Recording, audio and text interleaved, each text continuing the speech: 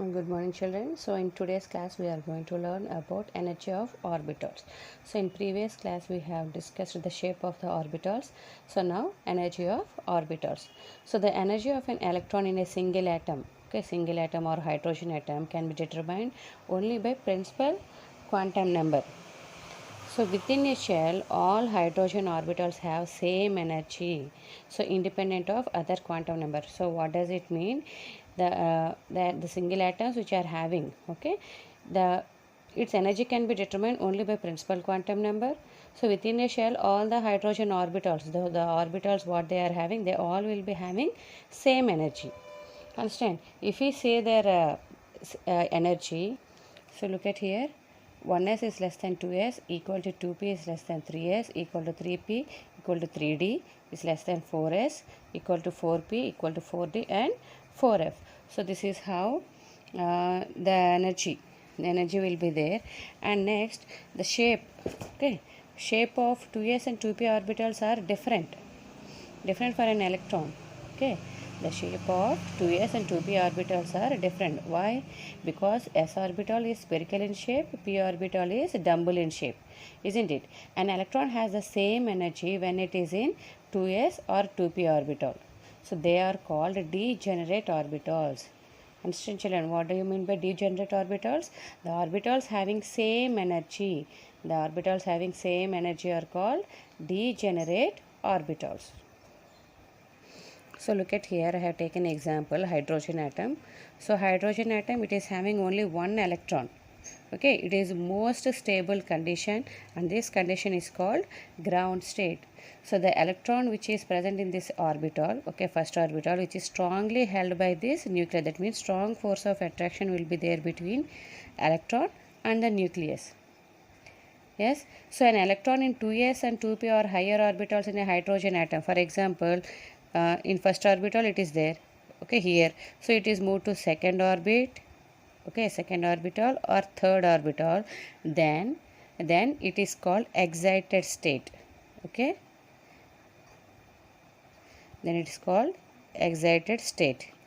So here an electron in 2s or 2p or higher orbitals in a hydrogen atom is in its excited state. For example, the electron is present in first orbital, so it is a ground state.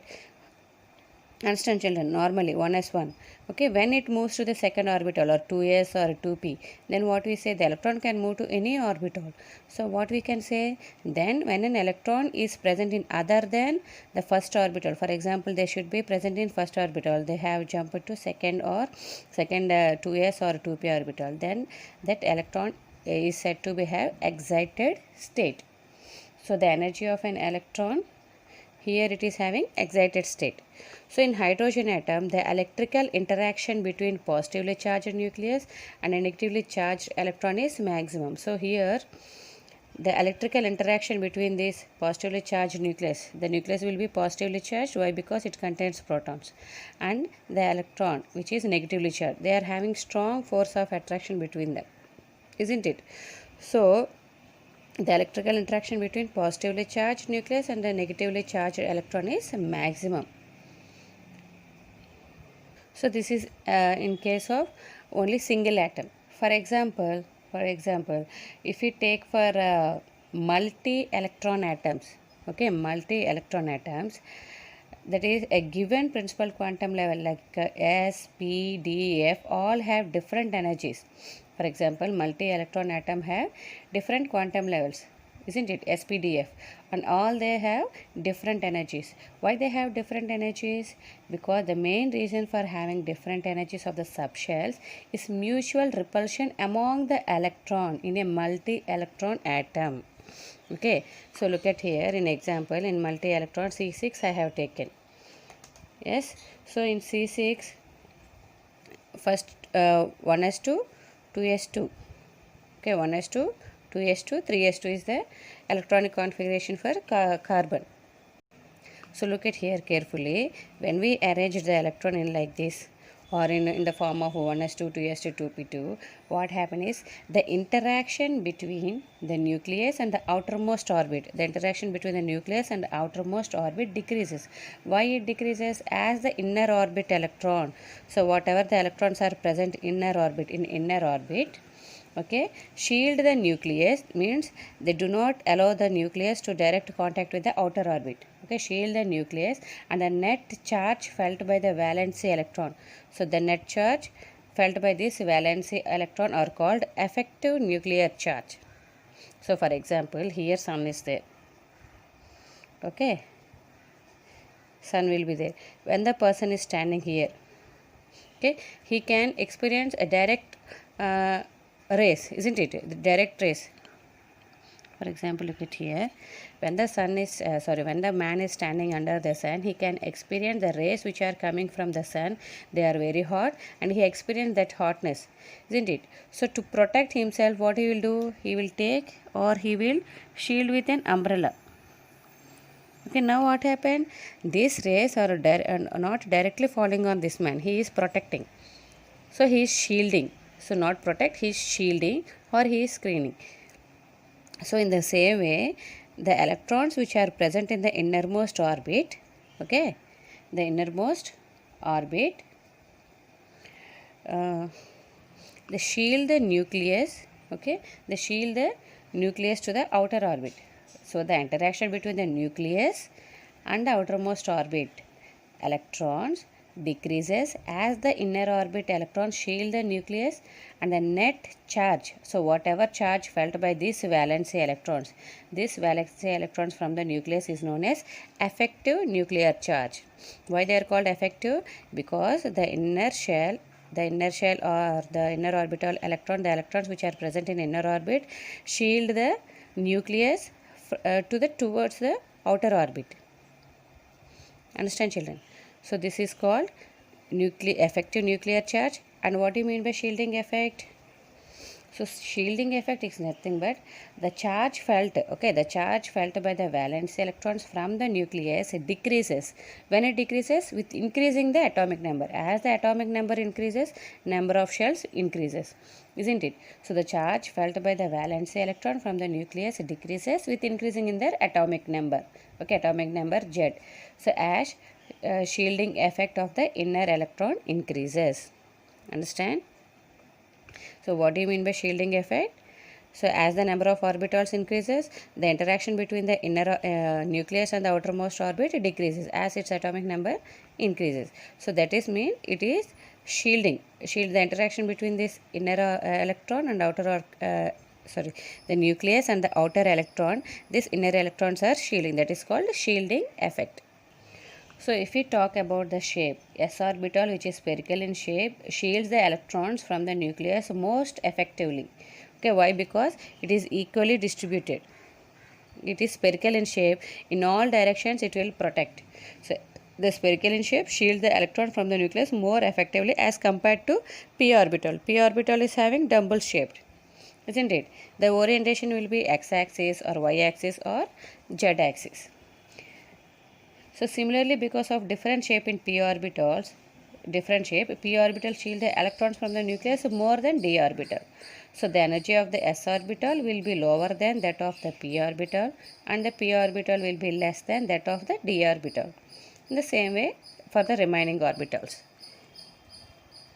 So this is about energy of orbitals. Next comes to electronic configuration of multi-electron atoms.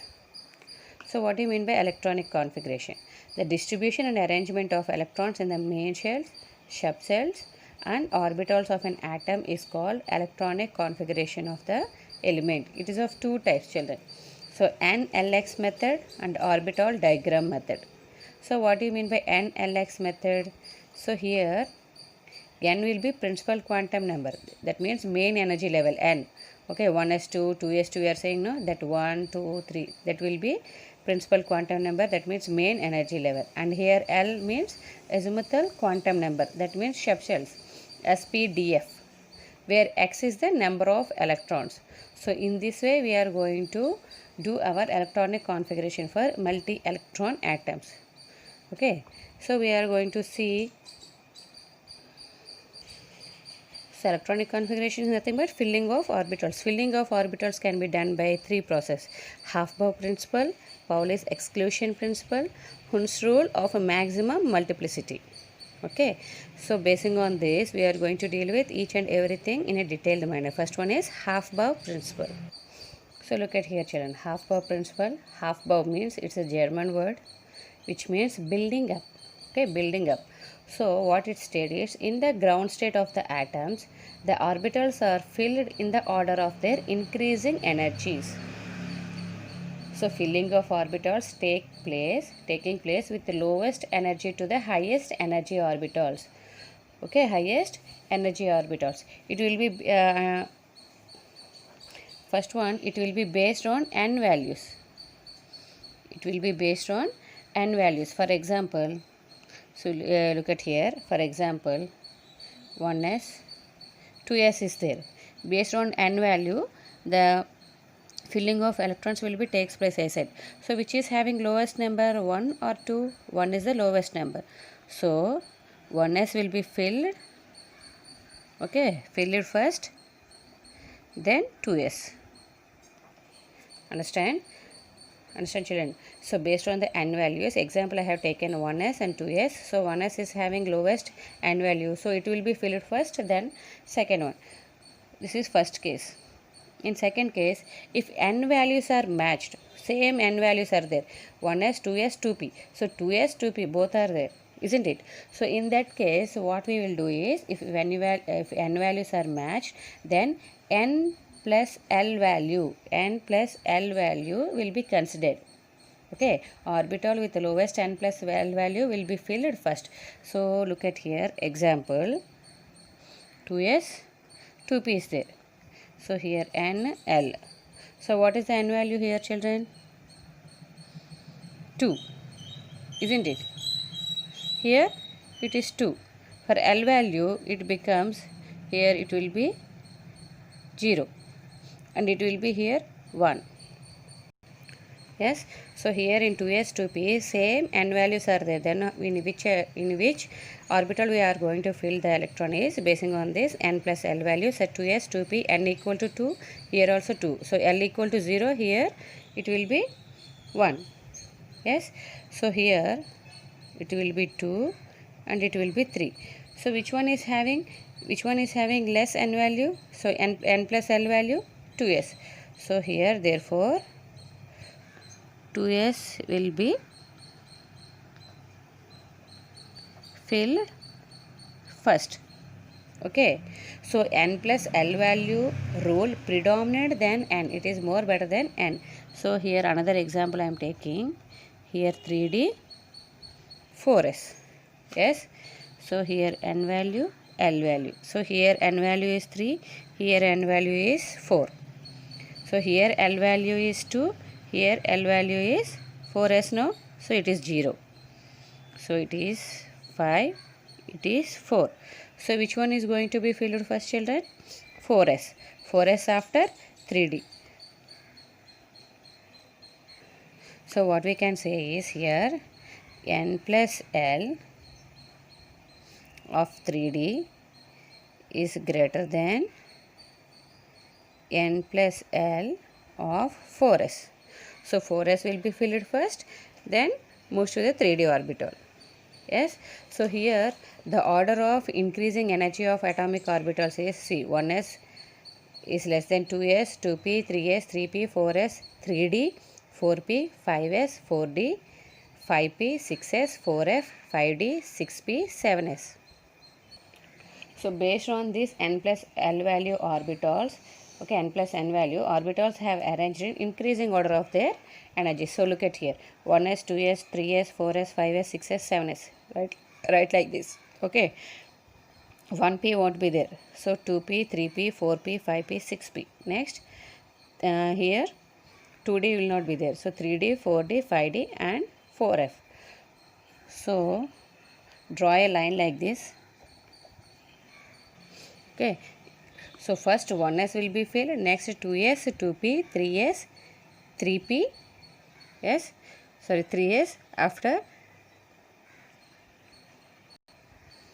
3p, 4s, 3d, 4p, 5s, 4d, 5p, 6s, like this. Okay, this is how you are going to fill the energies.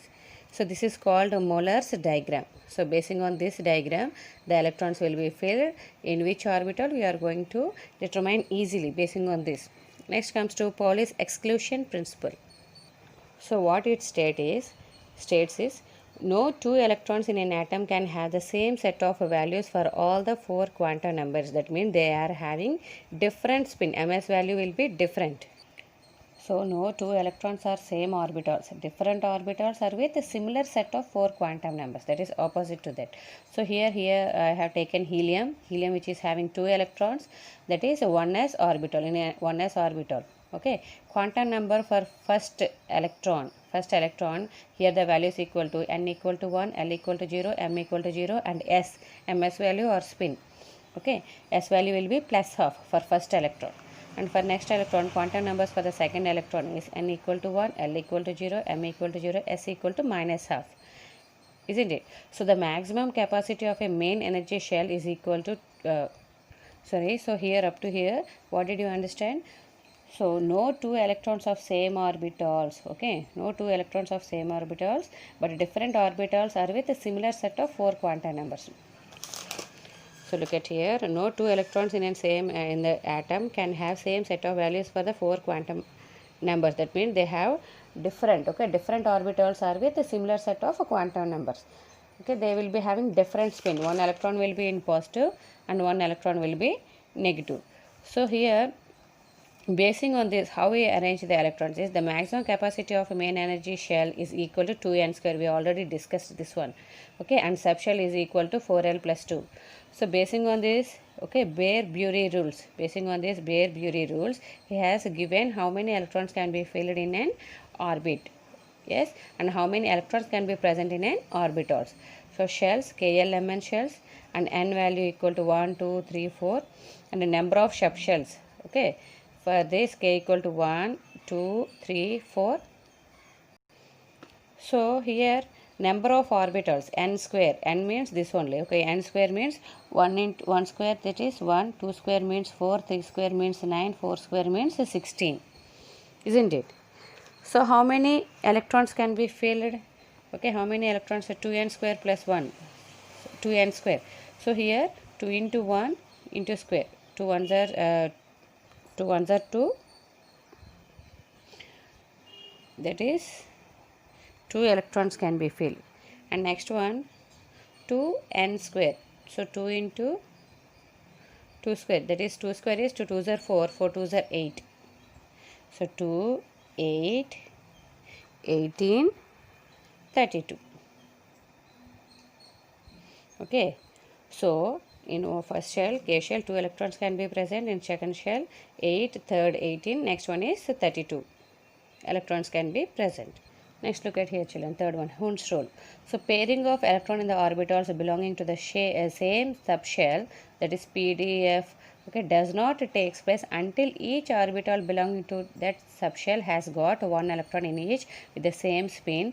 So that is all the orbitals are singly occupied. So what he state is, for example, the pairing of electron does not take place until each orbit, okay, each orbit should have only one electron first with the same spin, and next only the another electron will be with opposite spin will be filled. So look at here, for example, I have taken example elements, atomic numbers, electronic configuration. Boron is 5, atomic number is 5. So electronic configuration is 1s2, 2s2, 2p. So p orbitals are 3 now. So through px, py, pz. So here 2px, 1.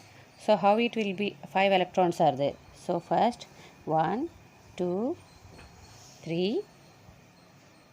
So 3 up to here through 3p1 no. So next comes to here 1, 2. So 1s2, 2s2, 2p1. Understand children? Next comes to carbon. Carbon is 6. 1s2, 2s2, 2p2. So 1, 2, 3. Okay. 4. Next comes to second one. 1, 2. For nitrogen, So see, look at here. This is how we are arranged for oxygen. That is 1, 2, 3.